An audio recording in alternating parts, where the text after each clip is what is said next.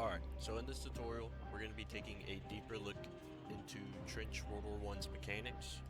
I'm going to be showing you enemy types, how to deal with them, what they do, and how to find certain weapons. But first, we're going to start where you spawn, in the lobby. You're going to have a whole bunch of things on your side here. It's a lot to take in, but it's really not that hard. But before we get to this, let's go over some much more simpler stuff.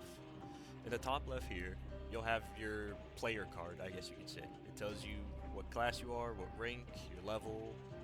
But if you are to click on this, you actually get rank rewards. Every 5 levels, you will get a reward with crates or medals. Now, as you level up, those medals also increase in number. So always be sure to grab those every time you level up, every 5 levels. Up here, you're going to have the major orders. This is going to show you what is currently going on at the current time. Every major order affects every server, so every server comes together to fill this up. Kind of reminds you of a certain game, if you know what I mean.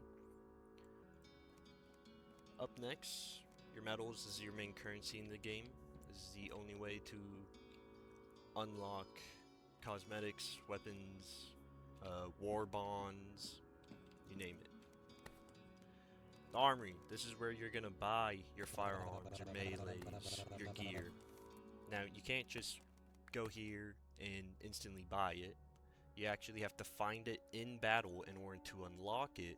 Then you are given the option to buy it with medals to finally have it, which I will show you that here soon. Next up is classes, which aren't working for some odd reason.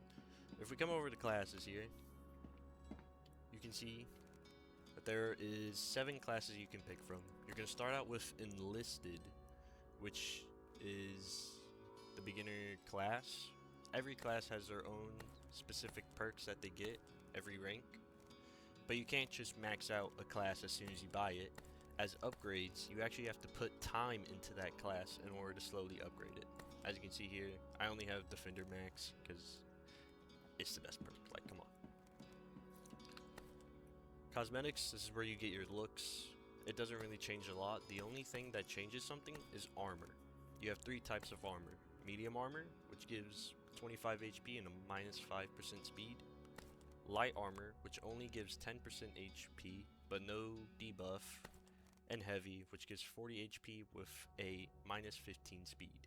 These are the only items that will change and actually do an effect in the match. Crates. This is another way to unlock weapons without having to find them in battle. You can simply just buy them with medals and spin your luck. Now, you don't have to do this. You don't have to gamble. I mean, if people love to gamble, you can gamble away. But everything can be found in the game. There's no reason to never touch this, really. Missions. You do have your daily spin up there every 24 hours. Be sure to grab that. It's just free medals or even the chance for crates or some cosmetics. Down here you have your daily, your 2 dailies, and your 1 weekly. Weeklies will always give a crate, while dailies will always give medals. Here we have your inventory. This is where you equip all of your things, from your classes to your outfit, with your armor, your pose, which is, just how your character looks, your rank, if you want to let people know that you're a general, or your special ranks like beta tester or run rampager, which this is achievable by being top 3 in longest runs. Tools is where you actually equip your weapons, your gear like explosive and grenades and medkits, and melees. Now sadly, you can only have 2 items equipped at a time, whether that be a pistol and a grenade or a submachine gun and a melee. You can only have 2 equipped at a time. I normally run Lewis gun and revolutionary.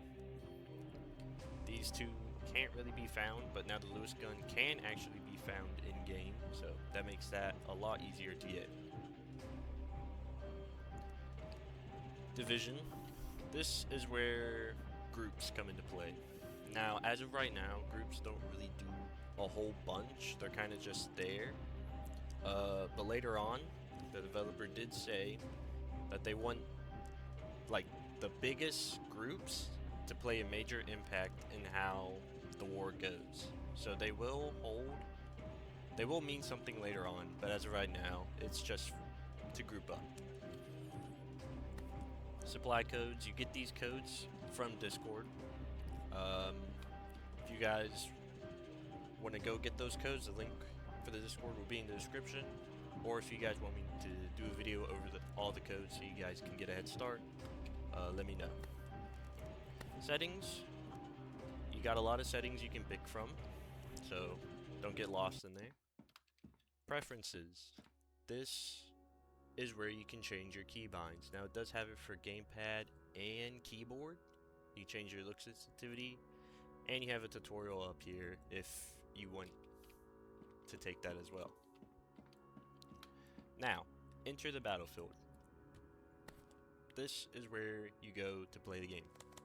Quick match will not instantly, but queue you up with random people to be in a random thing. Join lobby, you can only join people in your server. Or, you can create your lobby. Creating your lobby will bring you to the war map. This war map, you then get to pick a region. You can go to Germany, Austria, Hungary, or Italy. We're gonna go to Germany. Now that you're in this section, you get to pick another one. Green is our land, red is the enemies, and blue is what we are fighting for, as you can see. Clicking on whichever one you want to fight for, you're then brought with this. 3 missions. Each mission has its own thing. You have capture the flag. You have Big Bertha, destroying an artillery. And defense, where you're not pushing the offense, but actually just defending. You get to build your own fortifications. I do have a video going over Big Bertha, capture the flag, and one other called eliminate the heavy. But with that, that is the main lobby. Now we're going to be taking a turn into enemy types and how to deal with them and what each one looks like. Now the room we are in right now is considered a safe room. Now this is where you will unlock your weapons and your guns. As you can see here, this side will almost always have melees to choose from, while this side will have your guns to choose from. Now this isn't the only spot you can find weapons at, as you can actually pick them off the dead bodies of soldiers that you fight, and you can find it in the Buried Lands map. This is also where you can grab grenades to help you on the way. These are absolutely free, so you don't have to worry about that. Your ammo supply. This is where you can buy ammo for your guns. As you can see here, 9 extra ammo. I can come here, it takes light. I'll buy 60, why not? And it's been added. It's very easy, it's not expensive at all. There's 4 ammo in this game. Light, medium, cartridge, which is just another word for shells, and special. Now the only weapon that takes special is the hand cannon, and the hand cannon can only be found in the Buried Lands. Now, if we press tab, this will open your inventory. This will show you what you have equipped to what's in your inventory. If you want to switch something out of your equipped and move something else, you'd have to click on that item. So I'm going to click on medkit, unequip, and then I'm going to click on the incendiary grenade and equip it. Here you can see collected cards. This refers to the dead man's. Clicking the dead man's will bring up 3 cards you can pick from. The rarities are in the colors from the lowest of green, blue, purple, and red. Red being the strongest and green being the weakest. Each card has its own special abilities with a total of 11 cards. I have done a video on that as well, so if you want to learn more about these cards, you can check that video out. Now when accepting one of these cards and we press tab, you can see that they show up on our collected cards area. You can only have a total of 5 cards equipped in your inventory, and after that it will start asking to switch out a card for the current one you picked, or you can just simply keep your hand. You might see this combine station, but it serves zero purpose as of now. Your currency, dog tags at the bottom, will show you how much money you are getting from this run. Your ammo will be here. You can see how much you have and how much max ammo you can be holding. This is extra storage. You can buy them permanently for 1,000 medals, or you can spend Robux to get them. Me personally, I never find myself needing more storage space. You will always get a ammo pile here in the corner, which is very nice. Now, let's move on to our trusty enemies that you will be facing in the trenches and how each one interacts. First up, we have the fakes. These guys are just laying corpses that either can be a dead soldier and you can hit them to get a dog tag out of them, or they could actually get up and become a mutated, which you will then have to fight. Next up, we have mutated. Mutated by themselves kind of just sit there. They don't have a light, they don't have a weapon, and if you get too close to them, they will instantly aggro onto you. Next up is knife mutated. These guys have a bit more HP and also do a bit more damage as they are wielding a weapon. Little tip, if they are brought to 10 HP, 10% HP or below, they will actually start crawling due to damage. Next up is the sitting mutated. These guys are actually quite harmless as they only attack you if you attack them first. You can simply just walk past them. Crawlers. They are always crawling and they seem to have parasites on their back. These guys are, in my opinion, the worst, as most of the time they break and they start flying everywhere. But if they are to grab onto you, spam E to shake them off. Bombers. These guys are noticeable by, if you pay close attention, you will see grenades on their chest and in their hand. When you get too close, those grenades will light up and they will start charging at you. To stop this, don't shoot at them, as by the time you kill them, there is a chance that they might be too close to you and you will take heavy damage from the grenade. Instead, press T or kick. This will push them away from you as they're in the exploding animation and they won't be moving towards you.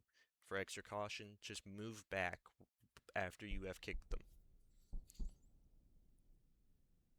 Next up is Juggernauts. Probably one of the hardest zombies to go against. These guys kind of play the role of a weeping angel, or are supposed to. They only move when you are not looking at them. But if you hit them, they will start charging at you instantly. They do heavy damage and have heavy HP, so taking long range fights is the best scenario. The Lewis gun and the MP18 is both great choices to mow these guys down. Now with the zombies, there are also things as gas variants. These guys are shown to have green light surrounding them, and when they are killed, they will spawn a gas cloud that will force you to put on your gas mask. They're not too dangerous, just don't stay in the gas too long. Next up, we have the AI soldiers.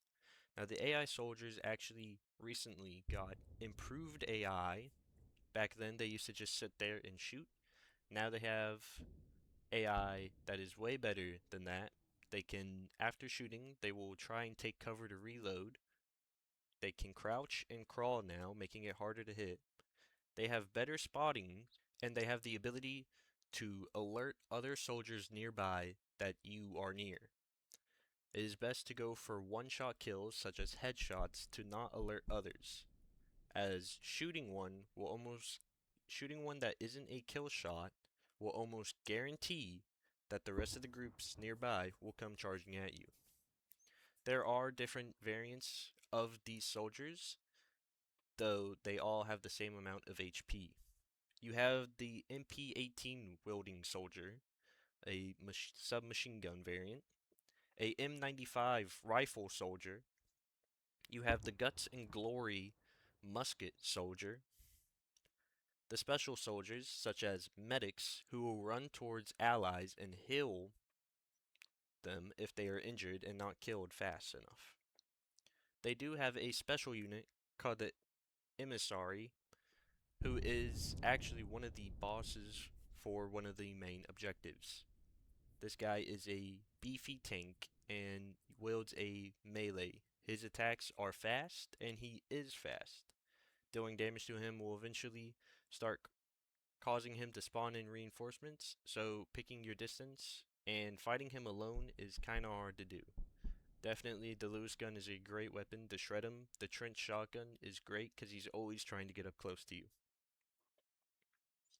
Next up are the interactables on maps. These are things that you can look for and take advantage of, such as crates. Are always everywhere. They have yellow tape surrounding them, and if you break them, you can get a dog tag from them. They can also have the chance to drop medkits, my goodness, or bandages. Next up are the explosive barrels.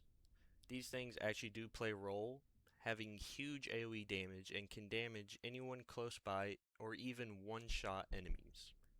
Now its radius is huge, so be careful not to get too close or you will also be caught in that blast fire.